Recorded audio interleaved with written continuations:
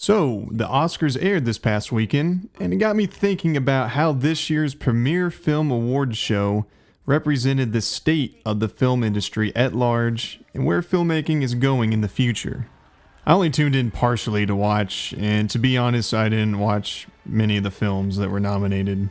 And from what I saw in the awards ceremony, there were some funny moments. What you are seeing is exactly what the artists intended. And some cringy ones. Thank you for this blessed life. I feel so fortunate. The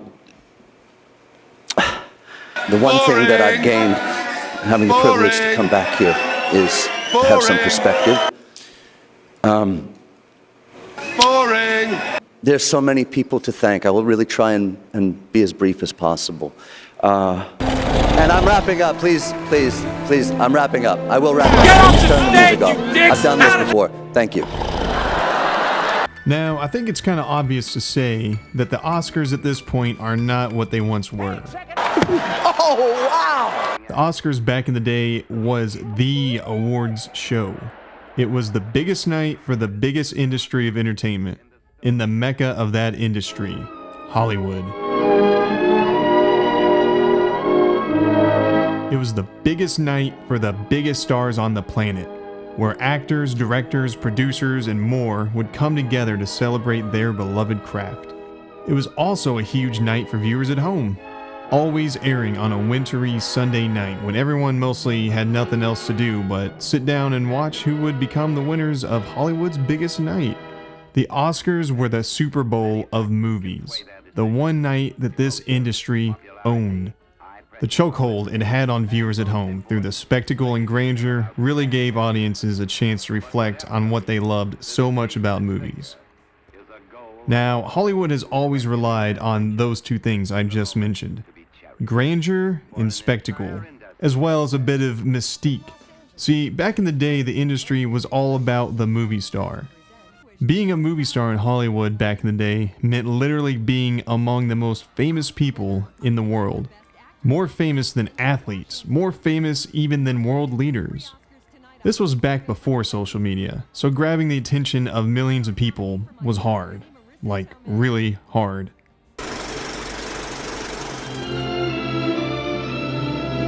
He's looking at you, kid. The barrier of entry just to be able to talk in front of a camera was so much incredibly higher than it is today. The only way to get seen or heard was with a camera, a film camera if you wanted to be seen in high definition, and film cameras were expensive, and you had to have a crew with expert knowledge on how to operate that camera. So naturally, if you wanted to be seen, if you wanted to be famous, you wanted to be an actor. That was basically it. The only other way maybe would be to get into TV. See, in today's internet age, we take for granted the rapid changes that have taken place in such an incredibly short amount of time. And I think these once heralded institutions like Hollywood and the legacy media have not caught up in the slightest, and are being left behind. Very, very quickly.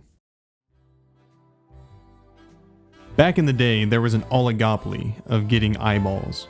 Only a handful of TV networks and movie studios basically dominated the media landscape.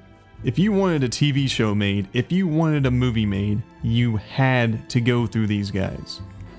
That was it. There was no other way. I mean, sure, you could self-fund your own project, purchase your own equipment, hire your own actors and crew, but that would put you in deep, and to be able to afford it, not really realistic, let's be honest. Then, in almost an instant, everything changed. Now, all of a sudden, the internet matured, and these websites like YouTube and Facebook started emerging. Then, shortly after, Twitter, Instagram, and TikTok. Suddenly, you didn't need the big guys anymore. Suddenly, anyone could be heard and seen by as many people as could access a website. Along with that, the barrier to entry to make things became way lower. Video equipment got way better, then started getting way cheaper. Then everyone started carrying around phones that had high definition cameras on them, and these phones could connect to the internet. So you can make a video and upload it to the internet with one device that could fit in your pocket. The amount of change in the media landscape was unthinkable just a decade earlier. People knew this, especially legacy media, but what they didn't know was the threat this posed to them. It's just consumer goods, it's just novelties, they said. That's good and all, but what the random person with a smartphone doesn't have, that we have, is legitimacy, reputation, decades of goodwill and trust that we've built with millions of viewers. There's no way that goes away. We're here to stay. There's nothing to worry about. Well, they were wrong about that one. Like, really, really wrong. In the past decade, we have seen the media landscape change in unprecedented ways. Legacy media institutions that were once trusted have had their trust with the public erode along with a huge chunk of viewership.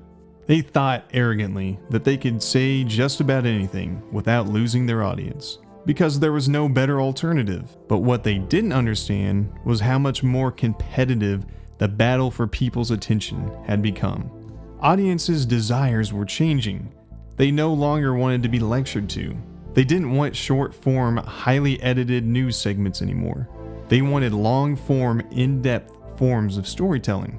Things the media legacy was just not built for.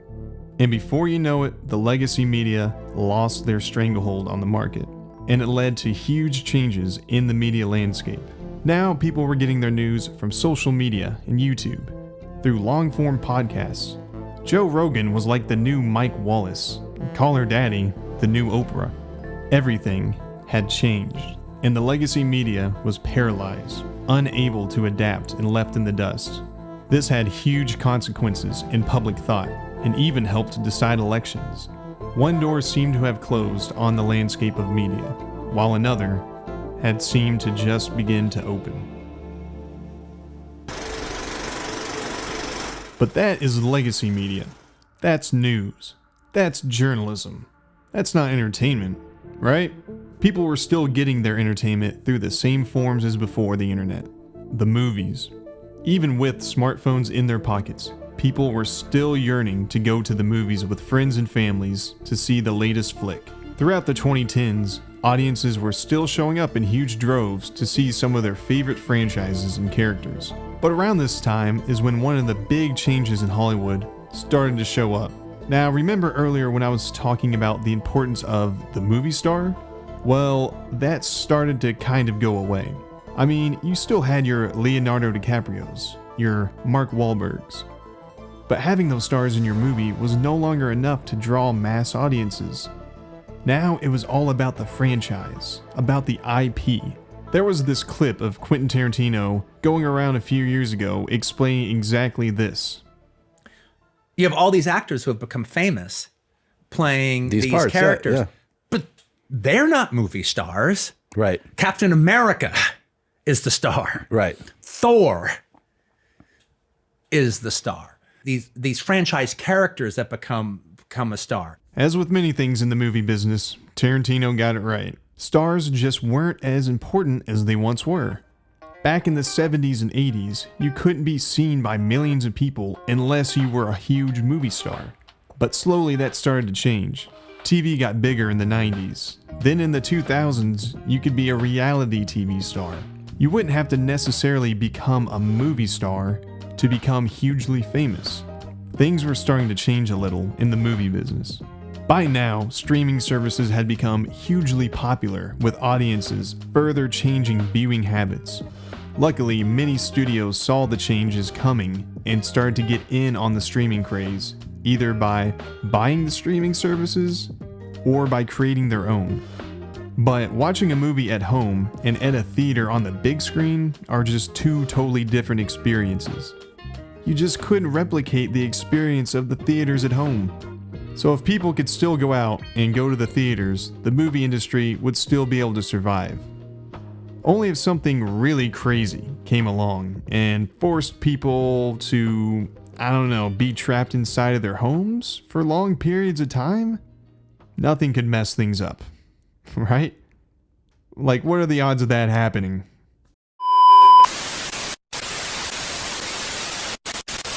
Boom! A global pandemic hits and everything is shut down. All theaters closed. The movie business is frozen. no one is going to see movies. And as you could expect, there was a little bit of panic in Hollywood. The future was uncertain. Would people ever go back to movies after this? Or would going to the movies be a thing of the past? Would studios no longer be able to rely on their biggest revenue maker of box office ticket sales? Could it be that all movies would go straight to streaming? This was happening a lot during the pandemic, if you remember.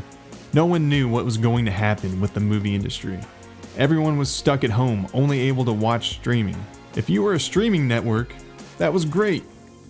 But if you were a major Hollywood studio whose business model was to make movies and release them in the theaters, this was not so great. And all while this was happening, audience viewing habits were also changing in regards to how they viewed their entertainment. TikTok, Instagram Reels, YouTube Shorts became the new thing during COVID. The already fickle and short attention span of audiences had begun to be hijacked by even shorter form content. Clips, seconds long, made by someone in their living room, were racking up millions of views. It became addicting. In a 2-hour span, where before you could watch one whole movie, you could now endlessly scroll on thousands of different videos of God knows what. Things had changed. Movies were not just competing with each other, but with every other creator in the world, and had to find ways to get people to leave their house, put their phones down, drive to the movies, and spend up to $100 for tickets and snacks. It was starting to become a harder and harder proposition to sell. But through it all, the movie industry made it. Through the uncertainty and setbacks, people did start to go back to the movies again. But ever since, movie studios have been trying to catch back up from the setbacks and adapt to the new changing landscape. People are going back to the movies, but not how they once were. It is now undeniable that the movie industry has lost a huge portion of their audience to content creation and other, more easily accessible forms of entertainment, and it's unclear if they will ever get it back. Another factor is that Hollywood doesn't have the same amount of goodwill that they once had with audiences. An industry that was once only concerned with creating engaging entertainment started to get increasingly political and preachy. Movie stars started to use their influence on larger political and cultural issues, when that's not what people wanted. Their fans were interested in seeing them play the characters that they loved, not lecture them on who to vote for in the upcoming election. It all just left a bad taste in people's mouths. Living for today. No, God!